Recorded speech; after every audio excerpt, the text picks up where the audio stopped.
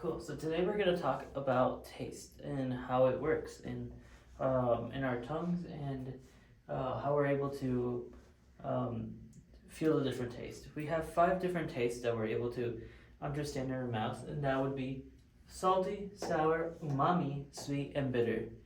Some people say spicy is also a taste, but unlike these other 5 tastes, on we don't use the system of the epithelium cell. Instead, we use pain receptor cells, and these pain receptor cells are, or we measure them using something called capation. Capsaicin? Yeah, capation. Capation. Mm-hmm. And we measure them with Scoville units. That's great. So now that we have the spicy side out of the way, let's move on with salty. First, you might look at this picture and say, what is going on? Well, here we have a neuron, and here we have what's known as the epithelium cell, which is found in our taste buds. And these taste buds are able to use different channels that we have throughout the epithelium cell to send neurotransmitters to the neuron. One cool thing to note about these epithelium cells is that they do not require action potential and they do not go into action potential. Action potential is solely for the neuron that receives the signals.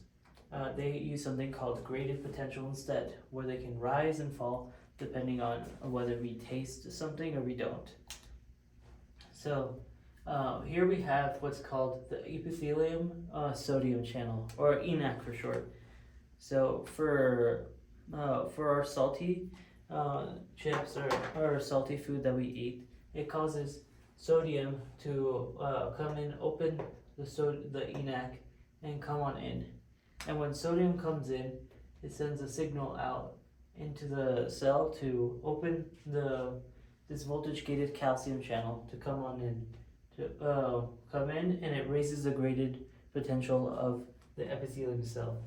This causes vesicles here to release neurotransmitters and open the voltage gated calcium channel here and cause an action potential to the brain saying, hey, we taste something. We taste something salty.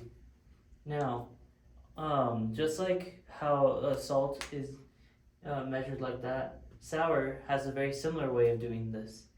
So sour, what it does is it goes in through the ENaC, but it sends hydrogen ions instead of sodium ions. And these ions come in, and already the inside of the epithelium cell has lots of potassium because that's how the ICF is.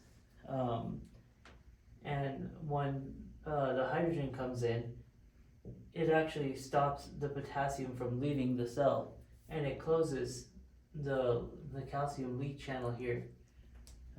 And that causes rather than closing, it blocks yeah, it the doesn't channel. close it, it blocks it. Mm-hmm. And once it's blocked, the potassium stays in, and the greater potential of the epithelium cell goes up, and again vesicles are release neurotransmitters into the neuron to cause another action potential in the neuron.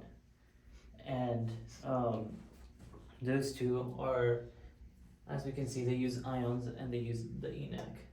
Unlike those, these next 3, umami, sweet, and bitter, use different things to help us understand that they're there. Bitter uses quinines, sweet flavors use carbohydrates, and umami uses lipids. And wait, not lipids. They use glutamate amino acids. There we go, amino acids.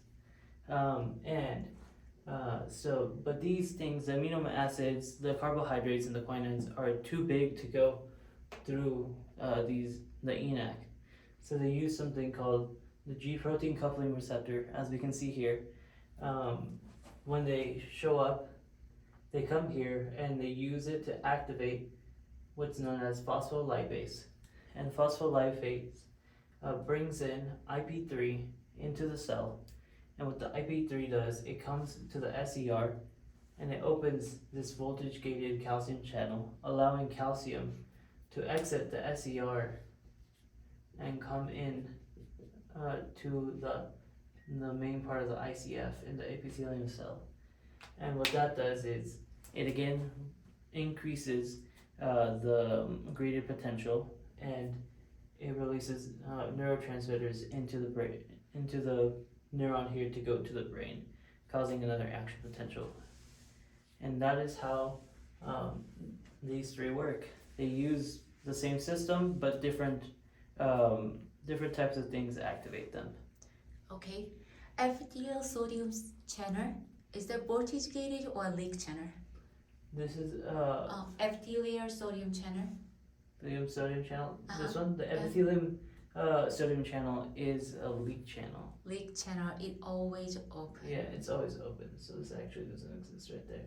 So since it's a leak channel, when these show up, they're just able to go right in and start the process. This is also a leak channel here, and this is your normal sodium potassium pump that's normally active. One quick thing to note is when the IP3 is being made here for these three, the voltage gated calcium channel is not used at all.